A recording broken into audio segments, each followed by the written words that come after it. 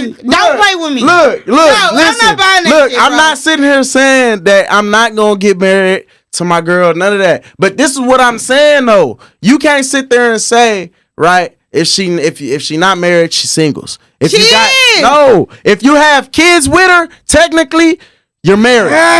See, this for 18 years. Because you got a co-parent. You have a co-parent if you a good nigga. This is why if a nigga want a baby with me, you gonna have to pay to get these clips off these ovaries. Because I'm not having no baby with no nigga that just want to tie me down and feel like, oh, we got a baby together. We together. No, we not. But look. We not. Look, obviously you do, because you look at all these relationships that these people got with their baby daddies and baby mamas, right? And what they do on the side. They fuck on the side. Whether they have a woman, whether they got a different woman or a different man or not, a lot of them fuck on the side. I would never. And why is that? I would never fuck my baby daddy if I was in a relationship with somebody else.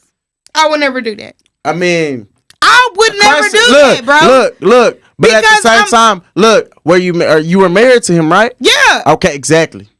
But we was divorced. You were married and we to him. moved on. We got in other relationships. So, like, I wouldn't just do that just because you're my baby daddy. You're a different person. A lot of these females don't do that. Bitch, if you're my baby that's daddy. Why when you find that one that do that, shit, you wipe that up. Oh, yeah, bro, for sure. if you're my baby daddy, I just expect for you to support our child. Okay. But I don't expect for us to always have a physical relationship or be attracted to each other. That's not what that is. So why not be with a man in jail? You said why not? Why not be with a man in jail then? What the fuck Since is this you got about? a spiritual. What the fuck is this about? Because now I feel like you're trying to call me out. Say, cuz, you tripping. Hey, no. If the nigga, look, there's a nigga. Look, there's some niggas right that can really provide for their women in jail. You just can't truly be with them physically. True. You know what I'm saying? Yeah, so that's true. If you find a nigga that's gonna support you in jail and help you, is you gonna hold him down? Yeah. Even though the relationship is not physical. Yeah, it doesn't bother me. Like, okay, so since this nigga trying to fucking call me out, I'm not saying I'm not saying nobody business. I'm not saying nobody business. Him since 7th grade. Why are you sitting here because saying? I'm not fucking stupid. No. So, bro, if you want to talk about that, we can talk about that off the air. We didn't come here to talk about that. Bro, shut the fuck up. Bro, shut the fuck up.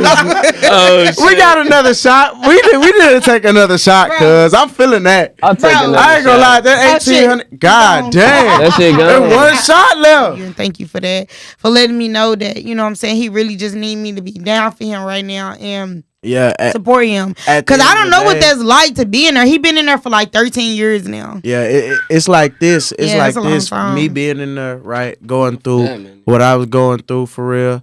Like, at the end of the day, what you want in that situation, you really don't have no contact with the outside world with your people. You got people telling you what to do, when you can do it. You feel what I'm saying? And they take privileges, right, away from you if you don't do it. But see, this the fucked up thing, right? Like they hold you see in the Quran, right? I forget what surah it is, right? But in the Quran it says specifically, right? Oppression, right?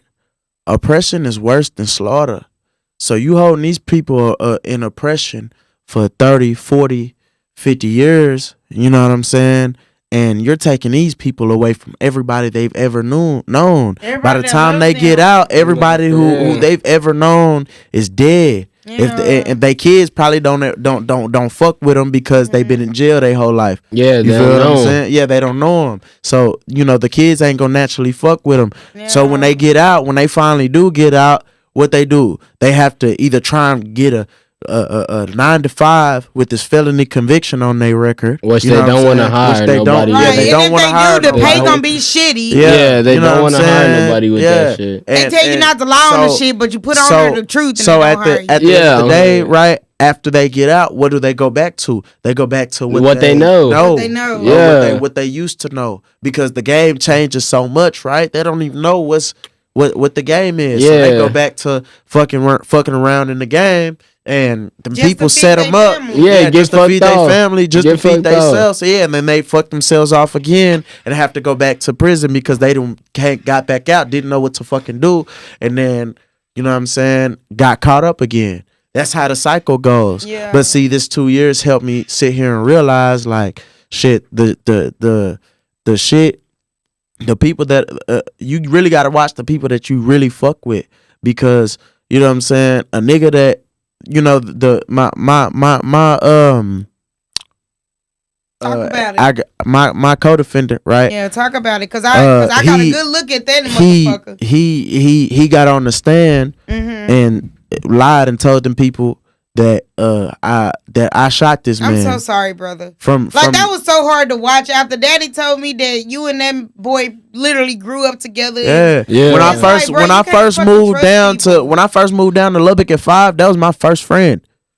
You know what I'm saying? And we looked at each other as brothers. Like, that was like my brother in faith. Yeah. You feel what I'm saying? But you know what I'm saying? He get caught up in some shit, and instead of, you know what I'm saying, taking his lick, they didn't even take him to the, you know, they didn't even arrest him at first. Yeah, you feel what I'm saying? Nigga was walking around like, dude, free. They picked him up. He told them that I did it or whatever. You know what I'm saying?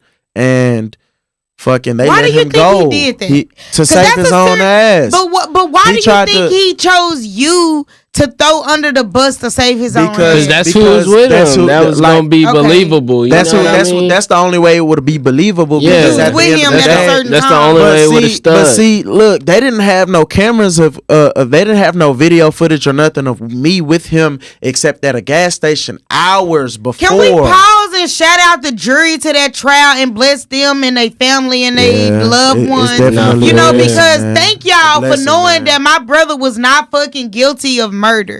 That's what's important. No. Because if it was up to the DA and the judge, they wouldn't have gave a fuck. So shout out to the jury, and Lord, please bless them people, family. Yeah. And you know, in reality, like, there's a lot of people who fall victim to people writing statements on them and getting on the stand. Nah, for real. And pointing them out on the stand and them actually getting convicted of it. Yeah. You know what I'm saying? It's a lot of people who went down like that. Really, in reality, me, like I don't know, I don't hold no grudge or no resentment towards them or nothing like that, right? But you know, at the end of the day, I can't respect you because whenever you were so down, you was trying, you the same person who was trying to be gangster and be all in the streets, right? But when it was time to do that street time, right, you wasn't feeling that. You wanted somebody to do that time with you. For you, really. Not even with you. That's for what he was you. going for you. Yeah. You know what I'm saying? They probably offered him a deal, and he was like, "Man, I'm gonna get out on probation." Yeah. You know, to be honest, right? And I really haven't told many people this, but when I was in there, I talked to him through the door. We weren't in the same pod, but we were in pods next to each other. Me and him talked through the door, and he tried to apologize to me in some more shit. I'm like, what you mean apologize? Like, what you apologizing for? Mm-hmm.